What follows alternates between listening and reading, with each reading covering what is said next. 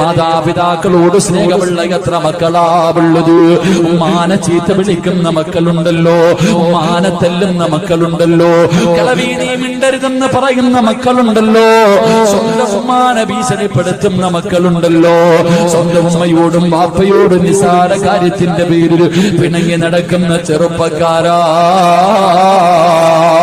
എങ്ങനെ കഴിയുന്നു മോനെ, എങ്ങനെ കഴിയുന്നു മോനെ?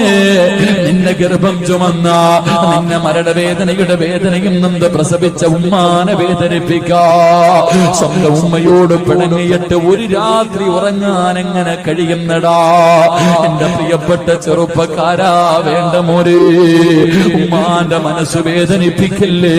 ഉമ്മാന്റെ മനസ്സ് വേദനിപ്പിക്കുന്ന മക്കള്, ആ മക്കൾക്ക് അല്ലാഹു ശിക്ഷ കൊടുക്കുന്നത് ദുനിയാവിൽ വെച്ച് തന്നെ കൊടുക്കുമെന്ന് അഷ്റഫുൽ ഖൽഖ് നബി മുഹമ്മദ് മുസ്തഫ